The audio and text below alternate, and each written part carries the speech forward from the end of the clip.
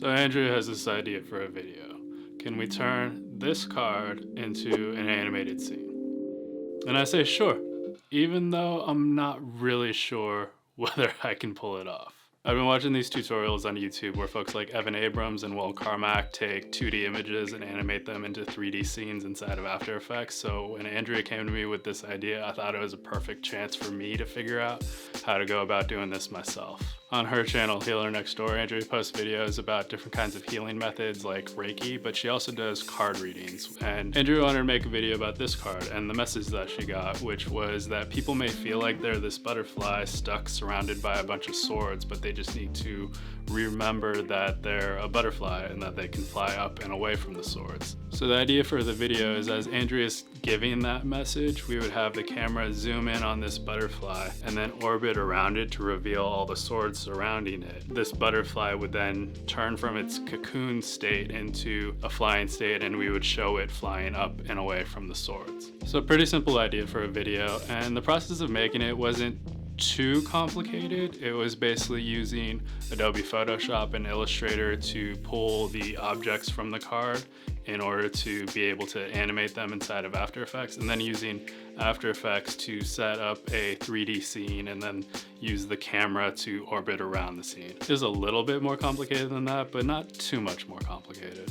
Step one was to pull the object from the card. And actually I had to pull it from two cards because I had the original wrapped up butterfly, but I also needed a flying butterfly. Luckily there was another card in the deck that had the flying butterfly. And then I would just have to figure out how to take this butterfly and turn it into this butterfly, but we'll get to that later. So inside Photoshop, I had the images of the cards, and I used the quick selection tool to select the different objects inside the cards, like the different groups of swords and obviously the butterflies. The quick selection tool did a pretty good job actually of isolating the different objects, and I just needed to do a little bit of cleanup to remove some of the lines from the background that the quick selection tool thought was part of the butterfly or the swords. I also used Photoshop to create a clean background layer from the card. For that, I used the Content Aware Fill feature inside Photoshop. I was able to select the different objects I wanted to remove, like the butterfly and the different swords, and then Photoshop would figure out how to take the rest of the image, like the lines in the background,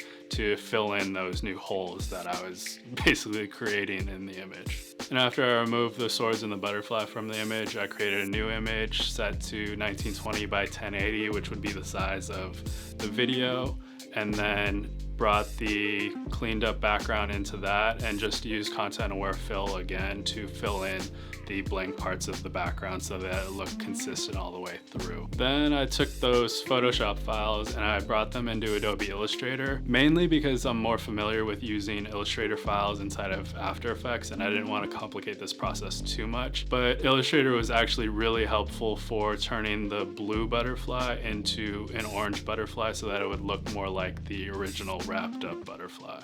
I originally used the hue adjustment layer inside of Photoshop to adjust the colors of the butterfly, and it got it somewhat there, but not all the way. They created this like pinkish part in the middle of the butterfly. But inside Illustrator, I was able to use the image trace tool to convert the image of the butterfly into a vector graphic, which in this case let me change the fill of different sections of the butterfly so that it could look more consistently like the butterfly in the original card. So once I had all the objects pulled from the card, step two was to bring those objects inside of After Effects to set the 3D scene. So I had all the objects set as their own layers inside of the composition, but I needed them to be 3D layers so that I would be able to move them around in 3D space. As 2D layers, I can move them left to right and up and down, but as 3D layers, I would be able to move them towards the camera or away from the camera, or really have the camera move towards them or away from them. With the 3D layers all set, I added a camera to the composition and also a null object. I'd read on Adobe's site that you can parent the camera to the null object in order to move it around. They use the analogy of the camera is a swivel chair and the null object is a handle that's attached to the swivel chair. And that just kind of made sense to me, so I figured I would go with it. Then it was just a matter of setting the movements of the camera so that later I could create the scene. So like I mentioned, the idea was the camera would move in on the butterfly and then orbit around it to show all the different swords. And then as it orbited around, the butterfly would turn from the cocoon state into the expanded flying state and then fly up and away. So that's pretty much what I did by setting a bunch of keyframes on the position as well as the orientation of the camera, or the null object that the camera was parented to, in order to have it orbit around the butterfly. Once I had the camera movements all set, then I just needed to fill in the scene. I knew at the start of the scene I wanted it to just look like the 2D card, and then as the camera moves in, you realize that it's actually a 3D scene. So I kept placeholder versions of the swords as well as the outline of the card in place where the butterfly was. And then I duplicated the swords as well as the outline to give me what were basically the 3D versions of them. They weren't really 3D, they were still flat images, but 3D in the sense of they would be living inside a 3D space. Basically, I moved the card outline to be closest to the camera, and then I set the swords to be at different distances between the camera and the butterfly so that as the camera moved in, it passed the different swords. I also created versions of the swords to place behind the butterfly so that as the camera moved in, you would see that and it would give the scene a sense of the depth. Then I placed some swords kind of in the foreground but just off to the side so that as the orbit began, they would pass in front of the camera and tease out the idea that there are swords surrounding this butterfly. I also use these swords to serve as kind of a mask reveal. They're not actually a mask reveal, but as the camera passes by swords that hide big parts of the frame, I use that to then have new groups of swords pop up in the frame and look like they're being revealed as the camera's orbiting. And then it was just a matter of placing different groups of swords all around the butterfly at different distances as well as different scales to give the sense that this butterfly is just completely surrounded by swords. So now I had my scene set, but I was missing the main action. So step 3 was to figure out how to have this butterfly morph into this butterfly. At first I really didn't know how I was going to pull this off, but then I remembered another tutorial I had seen on YouTube from a channel called VFX Studio Koliba, where they show how they use the reshape effect inside of After Effects to turn a teacup into an electrical plug.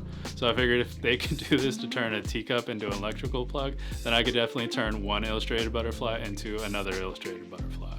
And this effect was way simpler than I thought it was going to be. First I had to create a mask of each butterfly, and then I had to add the mask to both butterflies so that each butterfly would have both masks. Then I added the reshape effect to each butterfly. Then for each layer, I just had to set the source mask and the destination mask. The source mask was the mask that corresponded with whichever butterfly that layer already was, and then the destination mask was for the other version of the butterfly.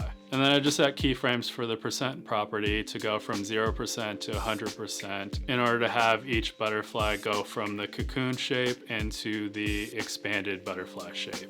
And then to hide the transition for the two different butterflies, I just set keyframes on the opacity of each layer so that the cocoon butterfly would disappear, or the opacity would go from 100% to 0% as it transitioned from the cocoon butterfly into the expanded butterfly. And then vice versa for the expanded butterfly, I set the opacity to start at 0% and go to 100% so that it would be revealed as the cocoon butterfly faded away. I also set this whole transition to take place in just a matter of 6 frames because I figured the quicker it happens, the harder it'll be to see the imperfections. Once I had the metamorphosis all set, I took those 2 layers of the changing butterflies and added them to the original composition, and I gave them the same position as the original cocoon butterfly. And then I just set up the layers so the original cocoon butterfly would disappear when it was time for the metamorphosis to happen. Now that I'd figured out how to take the cocoon butterfly and turn it into the flying butterfly, step 4 was to figure out how to make this flying butterfly fly.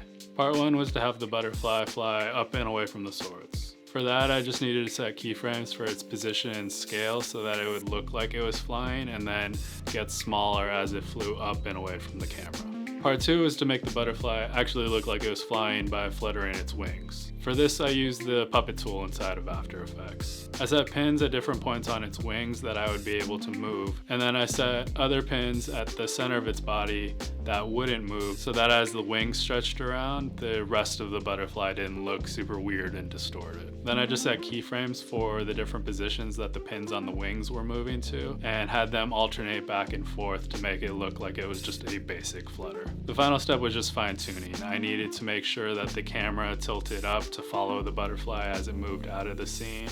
And I also needed to make sure the butterfly didn't fly up into the sword that it was hanging from, because that would have looked really weird because the sword should have just then cut the butterfly in half and it wouldn't have been such a happy ending to the story. And I'm pretty happy with how the video ended up. I'm sure there's all kinds of different ways I could have gone about this, but considering I had no idea at the start how I could possibly pull this off, now I do.